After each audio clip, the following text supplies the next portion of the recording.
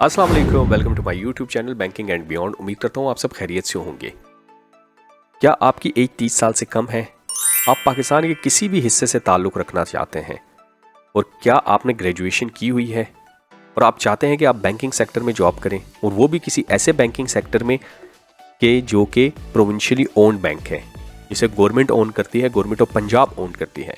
जी हाँ, मैं बात कर रहा हूँ गवर्नमेंट ऑफ पंजाब के ओन्ड बैंक की, बैंक ऑफ पंजाब, जो कि बहुत अच्छी जॉब्स लेके आई है पूरे पाकिस्तान में, और एज लिमिट उन्होंने रखी हुई है 30 साल। तो फिर वेट किस चीज़ का? अगर आप ग्रेजुएट हैं और ये तमाम रिक्वायरमेंट्स आप पूरी कर रहे हैं, फुलफिल कर रहे हैं, तो फिर आपने अप्लाई करना है। किस जॉब के लिए अप्लाई करना है, उसकी सैलरी पैकेज क्या होगा, उसका ग्रेड क्या होगा, कहाँ कहाँ ये जॉब्स आएगी, उसका काम क्या है, इन सब पे आज हम डिटेल में डिस्कस करने वाले हैं। तो आपने मेरे चैनल को लाइक एंड सब्सक्राइब करना है और ये वीडियो आखिर तक ज़रूर देखनी है, क्योंकि आखिर में मैं आपको एक ऐसा प्रोसेस बताऊंगा जिसके ज़रिए से आपने हमारे साथ जुड़ जाना है, और जब आप हमारे साथ जुड़ेंगे तो डेफिनेटली इंशाल्लाह आपको बहुत जल्द जॉब भी मिलेगी। तो आपने सबसे पहले आना है बैंक ऑफ पंजाब की वेबसाइट पे। बैंक ऑफ पंजाब की वेबसाइट पे जब आएंगे तो देखें यहाँ पे करियर का ऑप्शन आ रहा है। डेफिनेटली करियर के ऑप्शन पे आपने जब क्लिक करना है, यहाँ पे जाएंगे आप, और ये ध्यान से वीडियो इसलिए भी देखें क्योंकि लोग अप्लाई ही नहीं कर पा रहे, जॉब एप्लीकेशन ही फिल नहीं कर पा रहे। डेफिनेटली जब आप जॉब एप्लीकेशन फिल नहीं कर पाएंगे तो आप बैंक में सेलेक्ट नहीं होंगे। जब बैंक में सेलेक्ट नहीं होंगे तो फिर आप कहेंगे कि हम तो सेलेक्ट नहीं हुए। बैंक आपको तभी शॉर्टलिस्ट करता है जब आपकी एप्लीकेशन सही तरीके से फिल होगी, क्योंकि ये बैंक में कोई बंदा नहीं पीछे बैठा होता, ये शॉर्टलिस्ट कर रहा होता है। ये सिस्टम जनरेटेड सारे शॉर्टलिस्टिंग होती है, फिर उसके बाद बंदे उनको एसेस करके आगे भेजते हैं। तो जब सिस्टम आपको एक्सेप्ट ही नहीं कर रहा है तो फिर आप आगे कैसे बढ़ेंगे? तो देखें, मैं बैंक ऑफ पंजाब की वेबसाइट पे आ गया हूँ। यहाँ पे आज मैं जिस जॉब के बारे में डिस्कस कर रहा हूँ वो है personal banking officer consumer group में। पैन पाकिस्तान में ये जॉब्स आई है। इसका जो ग्रेड है बैंड 13 एंड बैंड 12 का ग्रेड है, बिल्कुल इनिशियल ग्रेड होता है। बैंक ऑफ पंजाब में जो ग्रेड स्ट्रक्चर है वो बैंड होता है, बैंड 13, बैंड 12, फिर बैंड 11, 10, 9, 7, 6, 4, 5 इस तरह अपर ग्रेड होता है। और जो सबसे लोएस्ट ग्रेड है इनका वो बैंड 13 है, फिर उसका सेकंड 12 है, फिर 11, इस तरह जा रहे हैं। ये जॉब आई है 13 फरवरी को ये अनाउंस हुई है और इसकी लास्ट डेट है 28 फरवरी। तो बढ़ते हैं आगे, देखते हैं ये जॉब है किस चीज़ की, इसने क्या किरदार अदा करना है बैंक में, और ये जॉब्स हमारे लिए क्यों इंपॉर्टेंट है। तो मैंने इसको यहाँ पे डाउनलोड किया हुआ है ताकि आपको ये विजिबल हो, क्लियरली विजिबल हो, इसलिए मैंने यहाँ पे इसको डाउनलोड किया हुआ है। तो देखें जी, बैंक ऑफ पंजाब की 900 प्लस इस वक्त ब्रांचेज़ हैं पूरे पाकिस्तान में, और ये जो जॉब्स आई हैं वो कंज्यूमर बैंकिंग ग्रुप तकवा इस्लामिक बैंकिंग में आई हैं। तकवा इस्लामिक बैंकिंग इनकी इस्लामिक बैंकिंग की शाख है, और स्टेट बैंक में जिस तरह इंस्ट्रक्शन दी हुई हैं कि तमाम बैंकिंग को आपने कन्वर्ट कर देना है इस्लामिक बैंकिंग में दिसंबर 2027 तक, और ये गवर्नमेंट ऑफ पाकिस्तान के भी इंस्ट्रक्शंस हैं और इस पर बहुत स्ट्रिक्टली काम हो रहा है। आज जिस जॉब को हम डिस्कस करने वाले हैं उसका क्राइटेरिया सारा यहाँ पे लिखा हुआ है आपके सामने। देखिए जी, सबसे पहले हम देख लेते हैं पर्सनल बैंकिंग ऑफिसर की ये पोजीशन है। ये देखें जी, पर्सनल बैंकिंग ऑफिसर की ये पोजीशन है। ग्रेड जैसे हम पहले डिस्कस कर चुके हैं, बैंड 13 या बैंड 12 आपको ग्रेड दिया जाएगा आपकी क्वालिफिकेशन के हिसाब से, आपके एक्सपीरियंस के हिसाब से। पैन पाकिस्तान मल्टीपल पोजीशन आई हुई हैं। इन्होंने करना क्या है, achievement of monthly private sector deposit as well as cross sell, मतलब क्रॉस सेल भी आपने करना है, ऑटो का, मोर्टगेज का, LCH भी करना है, बैंक का भी करना है, ये तमाम करना है। और जब आप बैंक में होते हैं तो डेफिनेटली ये तमाम चीज़ें वक्तन आप पूरी कर ही देते हैं। मंथली टारगेट NTBs का करना है, मतलब न्यू अकाउंट्स ओपन करने हैं, डिजिटल RDA अकाउंट्स ओपन करने हैं आपने, मंथली टारगेट इसका भी ऑपरेट करना है, और इसके अलावा लीड जनरेशन करनी है, ensure product delivery all customer होना है, सर्विस डिलीवरी को देखना है, और इसके अलावा डोरमेंट अकाउंट जो होंगे उनको भी एक्टिवेट आपने करवाना है। अगर एक अकाउंट 1 साल से ज़्यादा रिलेशनशिप रखा जाए और वो यूज़ में ना आए, डेबिट क्रेडिट कोई ट्रांजैक्शन ना हो, तो वो डोरमेंट हो जाता है। अब देखते हैं, आगे बढ़ते हैं, देखते हैं कि इसका क्राइटेरिया क्या दिया हुआ है, कौन कौन इसमें अप्लाई कर सकता है। जिस तरह मैंने पहले ही आपको वीडियो में बता दिया था कि अगर आप इंटर पास हैं तो भी आप अप्लाई कर सकते हैं, लेकिन उसके लिए कुछ और शराइत हैं। यहाँ पे आपसे मांगा गया है फ्रेश ग्रेजुएट्स, मतलब अगर आप फ्रेश ग्रेजुएट्स हैं तो आप अप्लाई कर सकते हैं। अगर आपका 1 साल का एक्सपीरियंस है किसी भी सेक्टर में या रेलेवेंट एक्सपीरियंस है तो भी आप अप्लाई कर सकते हैं। तो सिंपल रूल इसका ये होना चाहिए कि आपने अप्लाई करना है अगर आप फ्रेश ग्रेजुएट्स हैं, ठीक है। अगर आपका एक्सपीरियंस है तो डेफिनेटली आप कर सकते हैं। एज का जो मसला आता है, जो बहुत से लोग मुझसे पूछते हैं, age not more than 30 years age on date of application, मतलब जिस दिन आप अप्लाई कर रहे हैं उस डेट को आप एज कैलकुलेटर खोलें और आपकी एज 30 साल से एक दिन भी ज़्यादा नहीं होनी चाहिए, वरना सिस्टम आपको ऑटोमेटिकली आउट कर देगा। तो आई होप सो कि आप यहाँ तक समझ गए होंगे। अगर आप समझ गए हैं तो फिर तो चैनल को लाइक एंड सब्सक्राइब करें। अगर नहीं समझ गए तो फिर मैं समझाता हूँ। जिस दिन आप अप्लाई कर रहे हैं उस दिन आपकी जो एज है वो 30 साल से ज़्यादा नहीं होनी चाहिए, क्योंकि अगर एक दिन भी 30 साल से ज़्यादा होगा, 30.1 होगा, तो आपको सिस्टम ऑटोमेटिकली आउट कर देगा इस एप्लीकेशन में ही, तो आप आगे ही नहीं बढ़ेंगे। तो आई होप सो कि अब तक अप्लाई समझ गए होंगे, और अब अगर समझ गए हैं तो फिर लाइक एंड सब्सक्राइब बनता है। आगे बढ़ते हैं, देखते हैं इंपॉर्टेंट नोट में क्या लिखा हुआ है। Only shortlisted candidate will be called for interview, मतलब no TADA will be admissible. TADA तो कहीं नहीं मिलता, डेफिनेटली आप शॉर्टलिस्ट होंगे तो फिर ही आपको इंटरव्यू के लिए कॉल किया जाएगा, और आपके रीजन्स में, आपके एरिया में इंटरव्यू होगा, आपको कहीं बहुत दूर जाना नहीं पड़ेगा। Bank reserve the right to accept and reject application, हर एक में ये लिखा होता है, एक लंबी चौड़ी बातें होती हैं इनकी। मेल फीमेल सब अप्लाई कर सकते हैं, ट्रांसजेंडर सब अप्लाई कर सकते हैं, डिफरेंटली एबल्ड पर्सन भी अप्लाई कर सकते हैं, इनका अपना कोटा होता है, ना हो तो फिर बड़े मसले मसाइल होते हैं। The above position carry market based competitive salary remuneration, मतलब सैलरी क्या होगी, कुछ आइडिया है?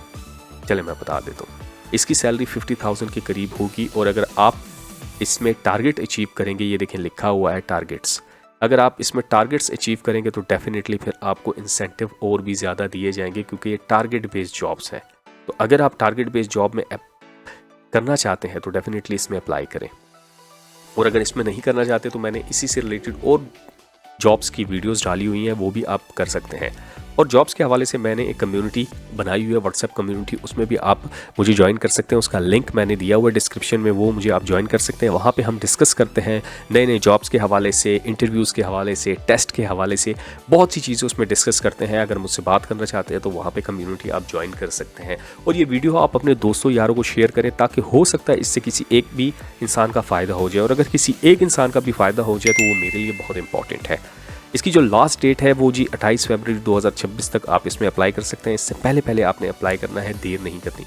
आगे बढ़ते हैं, देखते हैं अप्लाई का प्रोसेस क्या है। बहुत से लोगों को अभी तक अप्लाई का तरीका नहीं आता।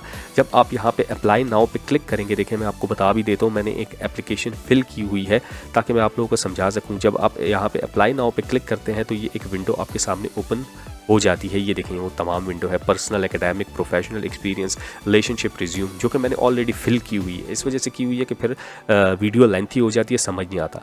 देखिए मैंने ये डाटा तमाम डाला हुआ है, ये डमी डाटा है, ठीक है। अगर आप इसको देख भी रहे हैं तो ये डमी डाटा है, कोई इशू नहीं है। ये डमी डाटा है। मैंने name, father name, CNIC, permanent address, district, ये बहुत इंपॉर्टेंट है जी। देखें ये बहुत इंपॉर्टेंट है। डिस्ट्रिक्ट आप कहाँ से ताल्लुक़ रखते हैं, प्रेफर्ड सिटी ऑफ टेस्टिंग, मतलब आप टेस्ट इसका होगा तो कहाँ देंगे, रावलपिंडी, लाहौर, कराची, अगर टेस्ट होता है तो। नहीं तो उन्होंने लिखा हुआ है डायरेक्ट इंटरव्यू होगा, तो अगर डायरेक्ट इंटरव्यू हो तो भी आपने यहाँ पे सेलेक्ट कर लेना है अपने नियरेस्ट जो भी हो। मोबाइल नंबर, ईमेल, ये सब कुछ आपने यहाँ पे इंटर कर देना है। उसके बाद आप जब नेक्स्ट करेंगे तो देखें ये एकेडमिक क्वालिफिकेशन मांगेगा। एकेडमिक क्वालिफिकेशन में यहाँ पे लिखा हुआ है, ऊपर टॉप पे लिखा हुआ है, please enter your qualification starting from the most recent, मतलब आपने अगर मास्टर किया हुआ है तो पहले मास्टर आएगा, फिर ग्रेजुएशन आएगी, फिर इंटर आएगा। अगर आपने ग्रेजुएशन की हुई है तो पहले ग्रेजुएशन आएगी, फिर इंटर आएगा, फिर मैट्रिक आएगा। और अगर आपने सिंपल इंटर किया हुआ है तो फिर तो आप अप्लाई ही नहीं कर सकते इस जॉब के लिए, क्योंकि ये जॉब जो है तो वो ग्रेजुएशन वालों के लिए है, ठीक है। तो I hope so you understand. यहाँ पे देखिए जी, सबसे पहले मैंने मास्टर का डाटा ऐड किया है, फिर ग्रेजुएशन का किया है, और फिर इंटर का किया है। मिनिमम 3 कर सकते हैं, और अगर आप ज़्यादा भी करना चाहें तो ये ऑप्शन है आपके पास, यहाँ से आप इसको ऐड कर सकते हैं। ये तमाम चीज़ें आपने इसमें डालनी है। एजुकेशन लेवल, डिग्री, स्पेशलाइजेशन, पास है नहीं किया हुआ, और आप कहाँ से किया हुआ है, बोर्ड कौन सा है, ये तमाम चीज़ें आपने यहाँ पे इंटर कर देनी है। ये इंपॉर्टेंट है, वरना आपको आगे बढ़ने नहीं देगा, क्योंकि लोग यही इंटर नहीं कर पा रहे। जब ये नहीं इंटर कर पा रहे तो आप क्या आगे बढ़ेंगे। ये देखें जी, प्रोफेशनल क्वालिफिकेशन अगर आपकी कोई है, ACC है, IBP है, FCA है, ICMA है, CA,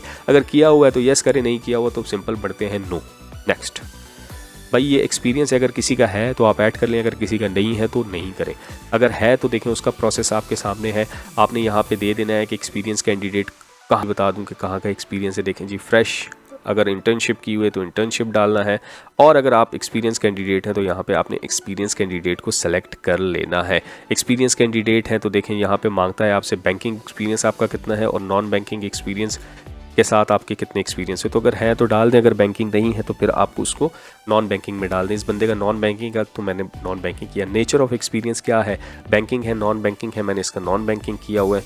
कब से कब तक आपने जॉब की है, पोजीशन क्या थी आपकी, नेम ऑफ द ऑर्गेनाइजेशन क्या था और असाइनमेंट क्या था, ये मैंने सब इसका इंटर कर दिया है। देखें, नॉन बैंकिंग में rozy.pk से ये जॉब कर रहा है, 2020 से अभी तक कर रहा है, असिस्टेंट मैनेजर की ये जॉब है और एडमिनिस्ट्रेशन की सर्विसेज दे रहा है।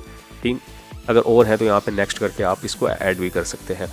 रिलेशनशिप आपका कोई है बैंक ऑफ पंजाब में, या are you already employ of bank of Punjab, तो दोनों नहीं है। अगर है तो येस कर दे, अगर नहीं है तो नो कर दें। येस करेंगे तो डेफिनेटली आपसे वो मांगेगा फिर डिटेल, और आखिर में आपने यहाँ पे आके रिज्यूम अपलोड कर देनी है, जहाँ पे आपकी सीवी पड़ी हुई है वहाँ से आप इसको क्लिक करके अपलोड करके यहाँ पे इसको सबमिट कर सकते हैं। जब सबमिट करेंगे तो डेफिनेटली आपकी जॉब चली जाएगी बैंक ऑफ पंजाब को। जब बैंक ऑफ पंजाब को आपकी एप्लीकेशन चली जाएगी तो bank on the basis of your experience, on the basis of your qualification, on the basis of availability of job आपको शॉर्ट लिस्ट करेगा।